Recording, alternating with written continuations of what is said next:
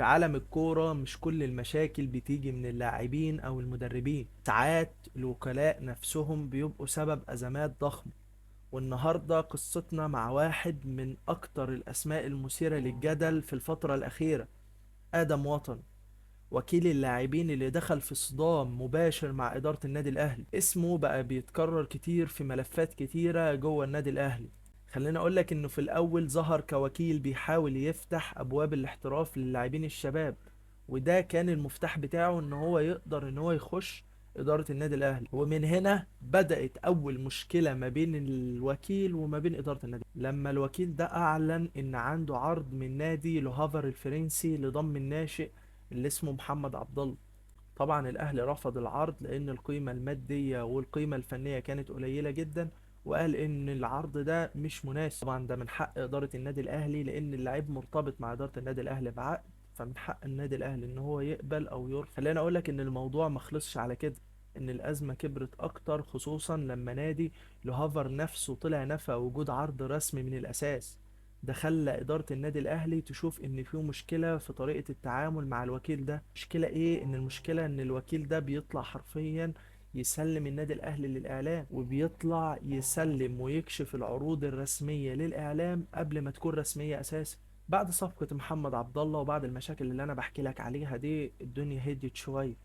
بعدها بشوية ظهر اسم آدم وطني تاني، بس المرة دي في أهم لعيب جوه النادي الأهلي وهو وسام أبو علي. اللي قدر آدم وطني إن هو يطلع ويتكلم إن وسام أبو علي جاي له عرض من نادي كولومبوس كرول الأمريكي، وإن وطني ساعتها طلع وقال أنا كنت الوسيط والصفقة تمت بفضل أنا. خليني أقول لك إن في نفس الوقت قال تصريح مثير جدا: انا جبت للاهلي 650 مليون جنيه في الموسم ده الصفقات ومن العروض، وحتى انا ما طلبتش منهم قرش واحد. التصريح ده حرفيا قلب السوشيال ميديا وخلى فيه عنده فضول كتير عند جماهير النادي الاهلي، وفتح ابواب جدل لناس كتير مصدقين ان هو فعلا عمل كده. فتح جدل كتير حوالين مصداقية الوكيل ده وردود فعل الوكيل ده في الإعلام. خليني أقول لك إن مع تكرار التصريحات دي ومع الهجوم اللي بدأ يوجهه لمسؤولين النادي الأهلي زي محمد يوسف المدير الرياضي مثلا، وإن يوسف النادي الأهلي بإن هو مش قادر إن هو يسوق اللعيبة بتاعته بشكل احترافي، النادي خد قرار واضح وصريح إن هو وقف التعامل مع آدم وطني تماما في أي ملف جاي بعد كده. خليني أقول لك ان القرار ده اتسرب للصحافة تقريبا وانتشر بنسبة كبيرة جدا. خليك فاكر معايا امتى النادي الاهلي وقف تعامل مع ادم واطن؟ بعد صفقة مين؟ وسام ابو علي. علشان هيحصل مشكلة تانية دلوقتي هتبين لك قد ايه ان الاعلام بيصدر النادي الاهلي للمدفع. خليني اقول لك ان بعد الحاجات اللي حصلت دي كلها والقصة ما وقفتش عند كده، بالعكس ده ولعت اكتر. ادم وطني بقى الوكيل الرسمي لامام عاشور، وبدأ يقول في الاعلام ان اللاعب عنده عروض اوروبية ولازم يعيش تجربة احترافية حقيقية، على اساس ان هو يعني ايه مش عايش التجربة دي في النادي الاهلي. الاهلي كان في نفس الوقت تقريبا بيحاول يجدد لامام عاشور، وبيشوف الرقم المناسب اللي يتماشى مع امام عاشور ومع عطاء اللعيب، خصوصا ان اللعيب قيمة عقده مع النادي الأهلي قليلة جدا، وإن هو أفضل لعيب في مصر. فالنادي الأهلي بيحاول إن هو يقدر اللعيب ده، بس إدارة النادي الأهلي فهمت التصريحات دي إنها نوع من أنواع الضغط على النادي.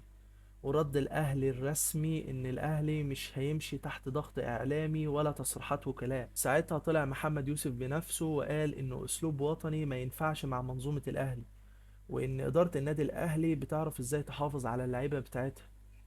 طبعا الإعلام ما يسكتش. عناوين مثلا زي هل اقتربت نهاية إمام عاشور من الأهلي، محللين ونجوم سابقين زي شادي محمد طلعوا في البرامج وقالوا إن الوكيل بيلعب دور أكبر من اللازم، وإن وطني مش مطلوب منه إن هو يعمل اللي هو بيعمله ده كله. ده كل ما ليك إن أنت تقدر إن أنت تتواصل مع الإدارة وتشوف العقد المناسب للعيب بتاعك وبس، ده آخرك. مالكش إن أنت تطلع في تصريحات وإن أنت تتكلم كتير.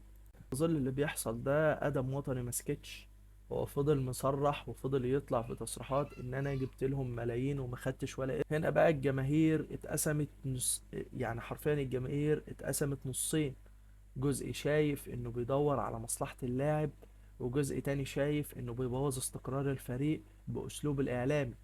وانا طبعا من الجزء اللي شايف انه